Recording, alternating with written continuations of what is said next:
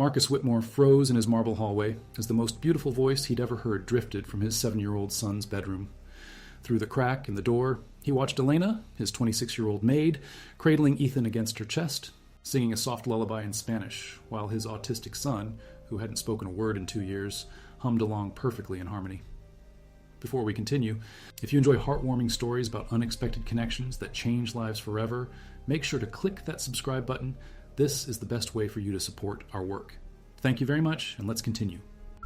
Marcus had built his empire of luxury hotels from nothing, turning a single rundown motel into a billion-dollar business that spanned 3 continents. He commanded boardrooms with ruthless precision, negotiated deals worth hundreds of millions, and had been featured on the cover of Forbes magazine 5 times. But standing there in his $30 million mansion, watching this young woman accomplish what dozens of therapists, specialists, and doctors couldn't, he felt more powerless than he ever had in his life. Elena Vasquez had been working for the Whitmore family for only 3 months. She'd arrived from a small village outside Guadalajara with nothing but a worn suitcase, a nursing degree that wasn't recognized in the United States, and a desperate need to send money back to her sick mother. The employment agency had warned her about the position. Previous maids never lasted more than a few weeks. The pay was exceptional, but the household was challenging. Mr. Whitmore was demanding, traveled constantly, and his son required special care that most staff found overwhelming. What the agency hadn't told Elena was that Ethan Whitmore was the most beautiful, broken little boy she'd ever seen. With his father's piercing blue eyes and sandy brown hair that fell in soft waves across his forehead, Ethan should have been like any other 7-year-old, running through the sprawling gardens, playing with toys, laughing with friends. Instead, he spent his days in complete silence, rocking back and forth in the corner of his bedroom, avoiding eye contact with everyone who tried to reach him. The boy's mother, Charlotte, had died in a car accident when Ethan was 5. According to Mrs. Henderson, the elderly housekeeper who'd been with the family for 15 years, Ethan had been developing normally until that tragic night. He'd been chattering excitedly about starting kindergarten, singing nursery rhymes, and constantly asking questions about everything he saw. But the trauma had locked him away somewhere deep inside himself, and despite Marcus's desperate attempts to find help, flying in specialists from around the world, spending hundreds of thousands on experimental treatments, nothing had worked. Jardon. Elena's first day, Mrs. Henderson had pulled her aside with weathered hands and tired eyes. "Listen, dear, you seem like a sweet girl, but I've seen 20 maids come and go in the past 2 years. The master is barely here, traveling for business constantly, and when he is home, he's either locked in his office or standing outside Ethan's room looking like his heart's been ripped out. The boy doesn't speak, doesn't play, barely eats. It breaks your soul watching him waste away like that.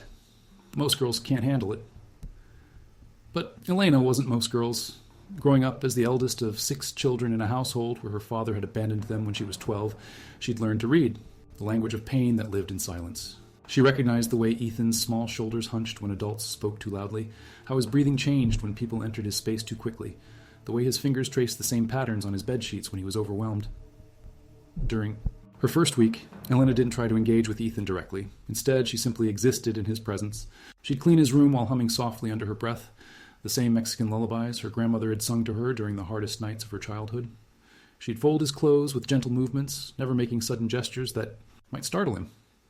When she brought him meals, she'd place the tray on his small table and retreat to a corner, reading Spanish poetry aloud in her melodious voice while he ate. Slowly, almost imperceptibly, things began to change. Ethan started eating more when Elena was in the room. His rocking became less frantic. Sometimes she'd catch him glancing toward her when she sang, though he'd quickly look away if their eyes met. Marcus, meanwhile, was drowning in his own grief and guilt. His business had become his escape, taking him to Tokyo, London, Dubai, anywhere. That wasn't the home where his wife's laughter used to fill the hallways and his son's voice once called out, "Daddy!" with pure joy. He threw himself into merger negotiations and expansion deals with manic intensity, working 18-hour days to avoid the crushing reality of what his family had become. When he was home, usually for just a day or two between trips, he'd stand outside Ethan's bedroom door for hours, listening to Elena's gentle presence inside. He'd hired her based on Mrs. Henderson's recommendation. The older woman had insisted that something about this young woman was different, that she had a gift with children. Marcus had been skeptical, but Elena's references from the pediatric ward in Guadalajara were impeccable, and her previous employer, an elderly American woman living in Mexico, had written a letter of recommendation that was almost poetic in its praise. "Elena doesn't just care for people," the letter had read. "She sees into their souls and tends to the parts that are wounded. She has a way of making the invisible visible, of reaching people who have forgotten how to be reached." 3 weeks into Elena's employment, Marcus returned from a grueling business trip to Singapore. He'd been negotiating the purchase of a chain of boutique resorts, but his mind had been elsewhere the entire time. His business partners had noticed his distraction, commenting on how the usually sharp and focused Marcus Whitmore seemed to be somewhere else entirely. The truth was, he couldn't stop thinking about the reports Mrs. Henderson had been sending him, small observations about Ethan's behavior, tiny improvements that felt monumentally significant. He finished his entire lunch today while Elena was reading to him, one text had said. She wasn't even reading a children's book. It was a collection of Pablo Neruda poems in Spanish, but he sat there for 40 minutes, completely still, just listening. Another message had arrived, 2 days later. Elena found Ethan trying to hum along to her songs today. It was barely audible, but Mrs. Henderson, I swear I heard it. First sound he's made in months that wasn't crying or that humming he does when he's upset. Marcus had cut his trip short by 2 days, telling his investors he had a family emergency. For the first time in 2 years, that wasn't a lie used to escape difficult negotiations. He genuinely needed to be home. He arrived at his mansion at nearly midnight on a Thursday, expecting the house to be dark and quiet. But as he climbed the curved staircase to the second floor, he heard something that stopped him cold. Music. Not from the sound system or a television, but a human voice, singing with such tenderness and beauty that it seemed to transform the very air around it. Following the sound, Marcus walked down the hallway toward Ethan's bedroom. The door was slightly ajar, and through the gap he could see Elena sitting cross-legged on the floor beside Ethan's bed. She was wearing simple jeans and a soft yellow sweater, her long dark hair loose around her shoulders. In her arms, incredibly, was Ethan. His son, who hadn't allowed anyone to hold him since his mother's death, was curled against Elena's chest like he belonged there. His small hand was pressed against her collar, and his eyes, those bright blue eyes that had been empty for so long, were focused on her face with an intensity that took Marcus's breath away.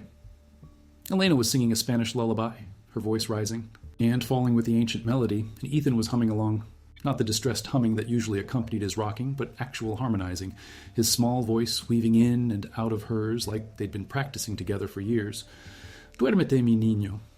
Duérmete, mi amor, Elena sang softly, stroking Ethan's hair with gentle fingers. Duérmete, pedazo de mi corazón. Marcus felt tears streaming down his face before he even realized he was crying. He pressed his hand against his mouth to keep from making a sound, watching this miracle unfold in his son's bedroom.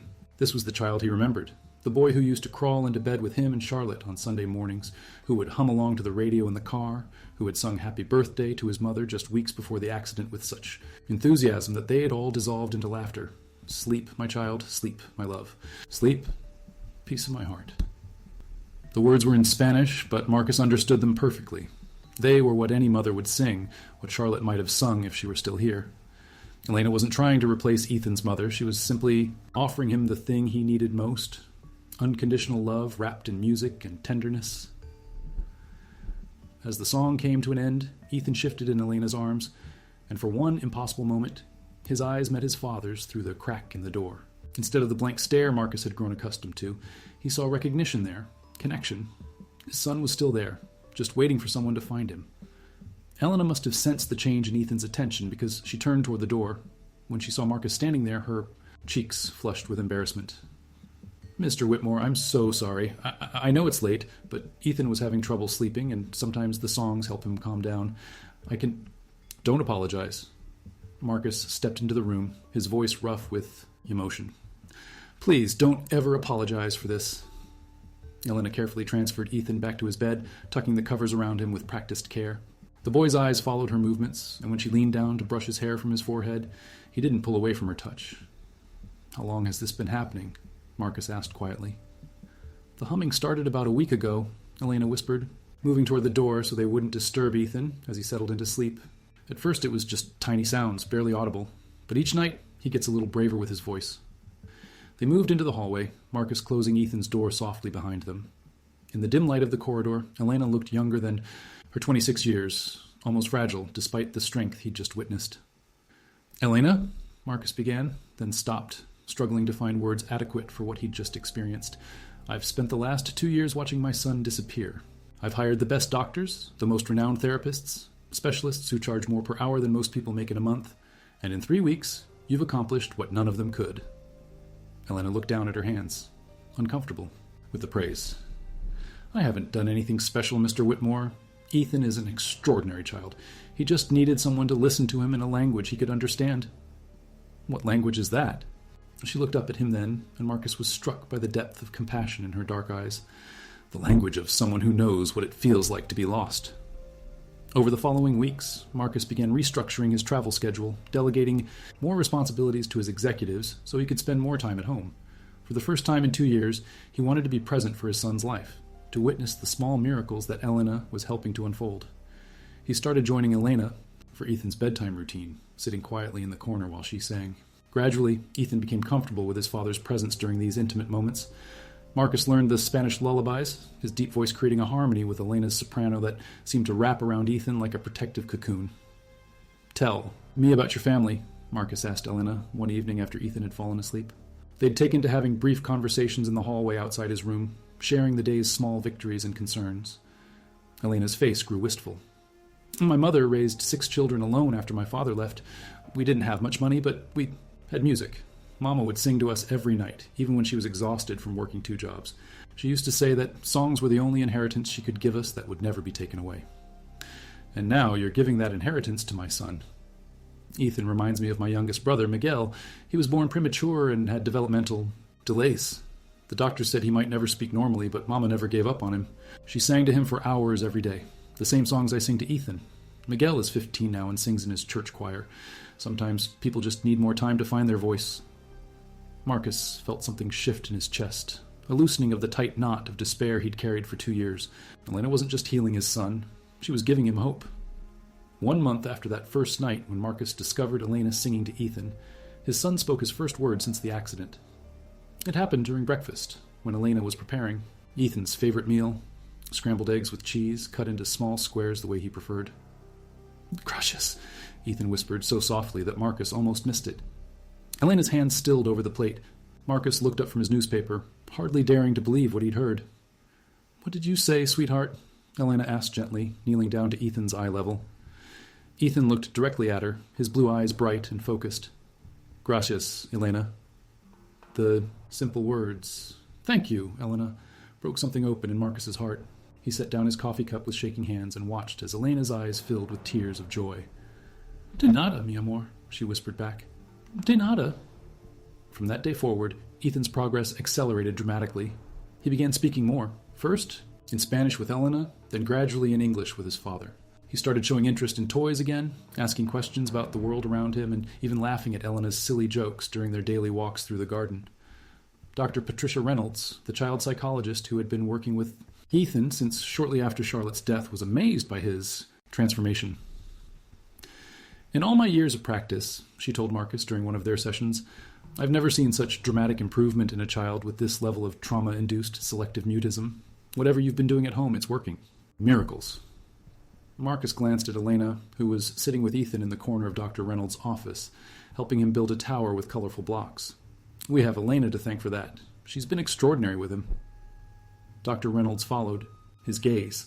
"It's clear that Elena has a natural gift with children, but Marcus, I want you to understand that Ethan's recovery isn't just about her presence. You've been different too, more present, more engaged. Children are incredibly intuitive. They sense when the adults around them feel hopeful versus when they feel defeated. Ethan is responding to both of your healing." That evening, as they sat in the garden watching Ethan play with a soccer ball, the first time he'd shown interest in sports since before the accident, Marcus turned to Elena with a question that had been building in his mind for weeks. "Elena, what made you stay? Mrs. Henderson told me about all the other maids who left. What made you different?" Elena was quiet for a long moment, watching Ethan chase butterflies near the rose bushes. When she spoke, her voice was thoughtful. "When I was 16, my youngest, Sister Maria was in a car accident. She was in a coma for 3 weeks, and when she woke up, she couldn't remember how to speak. The doctor said the trauma had affected her language centers, that she might never communicate normally again." She paused, a small smile playing at her lips. "But I remembered something my grandmother told me once, that music lives in a different part of the brain than regular speech. So I spent hours every day singing to Maria, the same way I'd done when she was a baby. Slowly, she started humming along, then singing words, and eventually talking again. It took almost a year, but she fully recovered." Marcus felt a wave of understanding wash over him. "You knew Ethan could be reached because you'd seen it before?" "I knew he was still in there," Elena confirmed. "Sometimes trauma locks us away from the world, but it doesn't erase who we are. Ethan just needed someone to sing him back to himself." 6 months after Elena had started working for the Whitmore family, Marcus faced a crisis that threatened to change everything. His company was being sued by a former business partner who claimed Marcus had stolen proprietary designs for a new luxury resort concept. The legal battle required Marcus's constant attention with depositions, strategy meetings, and court appearances that kept him away from home for days at a time. During one particularly difficult week, when Marcus had been in court for 4 straight days, he came home to find Ethan waiting for him in the foyer, something the boy had never done before. "Daddy!" Ethan ran toward him, wrapping his small arms around Marcus's waist. "Elena taught me a new song in English. Do you want to hear it?" Marcus knelt down to his son's level, his heart swelling with pride and love. "I would love to hear it." Ethan took a deep breath and began singing "You Are My Sunshine," in a clear, sweet voice that reminded Marcus so much of Charlotte that he had to blink back tears. When the song ended, Ethan looked up at his father with bright eyes. "Elena said that even when you have to go away for work, you carry me and her in your heart, just like the sunshine. Is that true, Daddy?" Marcus pulled his son into a tight hug, overwhelmed by the wisdom and love that Elena had woven into their lives. "Yes, Ethan, that's absolutely true." That night, after Ethan had gone to sleep, Marcus found Elena in the kitchen, preparing his son's lunch for the next day. She moved with the same gentle precision she brought to everything she did, cutting sandwiches into perfect triangles, packing fresh fruit in a colorful container. "Elena," Marcus said, and she looked up from her work, "I need to tell you something." Her expression grew concerned. "Is everything okay? Did something happen with the court case?" "The court case will resolve itself eventually," Marcus said, moving closer to the kitchen island. "But I realized something this week, being away from home so much. This family, what we've built together, it's the most important thing in my life. Not the business, not the money, not any of it. Just this." Elena's cheeks flushed pink, and she looked back down at her work. "Mr. Whitmore?" "Marcus," he corrected gently. "I think after everything we've been through together, you can call me Marcus." She looked up at him again, and in her eyes, he saw something that mirrored the feelings that had been growing in his own heart over the past months. Elena wasn't just Ethan's caregiver. She had become the heart of their home, the person who had brought light back into their lives when everything felt dark and hopeless.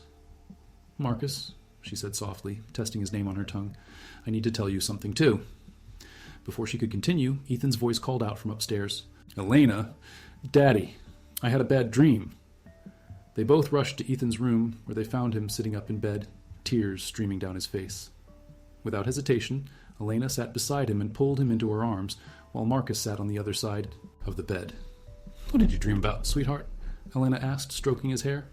"I dreamed that you went away," Ethan whispered against her shoulder, "like Mommy did. I dreamed that you left and never came back."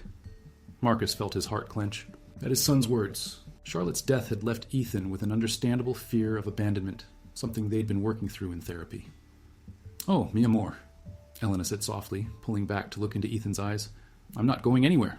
I promise you that. But what if Daddy's work takes you away? What if you have to go back to Mexico?" Elena glanced at Marcus over Ethan's head, and he saw uncertainty in her expression. It was a valid concern. Elena's work visa was tied to her employment with his family, and there were no guarantees about the future. "Ethan," Marcus said, his voice firm with conviction, "Elena is family now. Family doesn't leave family. We'll make sure she can stay with us for as long as she wants to." Elena's eyes widened at his words, and Ethan looked between them with hope brightening his features. "Really? Elena can stay forever?" Marcus looked at Elena, seeing his own feelings reflected in her expression. "If she wants to." "Yes," Elena whispered, her voice thick with emotion. "I want to stay forever." The next morning, Marcus made a series of phone calls that would change their lives. He contacted his immigration lawyer, beginning the process to sponsor Elena for permanent residency. He restructured his business responsibilities again, promoting his most trusted executives to positions that would allow him to work primarily from home, and he called Dr. Reynolds to schedule a session where they could discuss their evolving family dynamic and how to best support Ethan through this transition. 2 weeks later, on a Sunday afternoon when the three of them were having a picnic in the garden, Ethan looked up from his sandwich and made an announcement that surprised them both. "I think Elena should marry Daddy," he said matter-of-factly, as if he were commenting on the weather. Marcus nearly choked on his iced tea, while Elena's face turned bright red. "Ethan," Marcus managed to say, "that's not really something you decide for other people. But you love each other," Ethan said with 7-year-old logic. "I can tell. And Elena already takes care of us like a mommy does. If you got married, she could be my stepmom officially, and then she definitely couldn't leave. Elena and Marcus looked at each other across the picnic blanket, and Marcus saw tears glistening in her eyes. Ethan, Elena said gently, your daddy and I do care about each other very much, and we both love you more than anything in the world. But marriage is something that adults need to decide for themselves when they're ready. Are you ready? Ethan asked with a directness that only children possess. Marcus felt his heart pounding as he looked at Elena, this incredible woman who had brought his son back to life, who had filled their home with music and laughter and love. He'd been planning to have this conversation with her privately, but perhaps Ethan's innocent question was the perfect opening. I think, Marcus said slowly, his eyes never leaving Elena's face, that some questions are so important they deserve perfect, honest answers. He stood up from the picnic blanket and walked around to where Elena was sitting. Her eyes grew wide as he knelt down beside her. Elena Vasquez, Marcus said, his voice steady despite the emotion racing through him. 6 months ago, you walked into our lives and changed everything. You brought my son back to me, but more than that, you brought our family back to life. You've shown me what love looks like when it's patient and gentle and selfless. You've made me want to be a better man, a better father. Tears were streaming down Elena's face now, and even Ethan had grown still, sensing the magnitude of the moment. I know this is unconventional, Marcus continued, and I know we haven't talked about this before, but Ethan is right. I do love you, Elena. I love your kindness and your strength and the way you see beauty in broken things. I love how you sing in the mornings and how you make ordinary moments feel magical. And if you'll have us, both of us, I would be honored to spend the rest of my life loving you. For a moment, the garden was completely silent except for the sound of birds singing in the trees and the distant hum of traffic beyond the estate walls. Then Elena threw her arms around Marcus's neck, laughing and crying at the same time. Yes, she whispered against his ear. Yes, yes, yes. Ethan cheered and launched himself at both of them, creating a tangle of arms and laughter on the picnic blanket. As Marcus held his son and the woman he loved, he felt Charlotte's presence in the warm sunshine and gentle breeze, and he knew she would have approved of the family they were becoming. 1 year later, Marcus Whitmore stood at the altar of the small chapel on his estate, watching Elena walk down the aisle in a simple white dress that made her look like an angel. Ethan was beside him as his best man, clutching the wedding rings with serious responsibility. The ceremony was intimate, attended only by close friends and the extended family Elena had flown in from Mexico. Mrs. Henderson dabbed at her eyes with a lace handkerchief, having declared it the most beautiful wedding she'd ever seen. When the minister asked Elena to repeat her vows, she looked into Marcus's eyes and spoke from her heart. Marcus, when I came to your home, I thought I was just looking for a job, to support my family. I never imagined I would find a family of my own. You and Ethan have given me the greatest gift, the chance to love and be loved unconditionally. I promise to fill our home with music and laughter, to care for both of you with all my heart, and to never stop believing in the power of love to heal even the deepest wounds. Marcus's vows were equally heartfelt. Elena, you taught me that. Love isn't something you find. It's something you create, moment by moment, choice by choice. You showed me that healing happens not in dramatic gestures, but in quiet acts of tenderness repeated day after day. You are the song that brought my son back to life, and you are the melody that makes my heart complete. When they kissed as husband and wife, Ethan whooped with joy, and the small congregation erupted in applause. The reception was held in the same garden where Marcus had first proposed, under string lights that twinkled like stars. As the evening wound down and guests began to say their goodbyes, the new family of 3 found themselves alone on the dance floor. Elena knelt down to Ethan's level. Would you like to dance with your new mama and papa? Ethan nodded enthusiastically, and they formed a circle on the dance floor. As Elena began to sing the same Spanish lullaby that had started their journey together, Marcus realized that this was what happiness looked like. Not the grand achievements or business successes he'd once thought defined his worth, but these simple moments of connection and love. Duérmete mi niño, duérmete mi amor, Elena sang, her voice carrying across the garden. Duérmete pedazo de mi corazón. But this time, both Marcus and Ethan joined in, their voices blending with hers in perfect harmony. Sleep, my child, sleep. My love, sleep, peace of my heart. As they swayed together under the stars, surrounded by the sweet fragrance of roses and jasmine, Marcus knew that they had found something rare and precious, a love that had grown from loss into something beautiful, a family that had been forged not by blood alone, but by choice, patience, and the healing power of unconditional love. Ethan, now 8 years old and thriving in school, looked up at his parents with bright, happy eyes. Can we sing together like this forever? Elena and Marcus exchanged a look of pure contentment. Forever and always, mi amor, Elena replied, pulling both of her boys closer. Forever and always. And in that moment, surrounded by love and music and the promise of countless tomorrows, Marcus Whitmore understood that sometimes the most extraordinary miracles begin with the simplest acts of kindness. A maid singing to a broken child, a song that becomes a bridge between wounded hearts and love that transforms everything it touches. The little boy who had been lost in silence had found his voice again, and in doing so, he had led his father to find something he hadn't even known he was searching for. A love that felt like coming home, a family that chose each other every single day, and the understanding that healing happens not in isolation but in the space between hearts that dare to stay open despite the pain. Their story became one of those rare tales that people would tell for years to come, not because it was dramatic or impossible, but because it proved that love, patience, and hope can work miracles that medicine and money cannot. Sometimes, the very thing we need most comes to us not in the form we expect, but in exactly the form we require to become whole again. In the years that followed, the Whitmore family would face the normal challenges that all families encounter, but they would meet them together, with Elena's wisdom and strength, Marcus's devotion and protection, and Ethan's joyful spirit lighting the way forward. Their home would be filled with music and laughter, with the sounds of other children who would join their family, and with the quiet contentment that comes from knowing you are exactly where you belong. And every night, as Elena tucked her children into bed, she would sing the same lullabies her grandmother had taught her, passing on the gift of music and love that had saved them all. Because some inheritances, as she had learned long ago, can never be taken away. They only grow stronger when shared with others who need them most.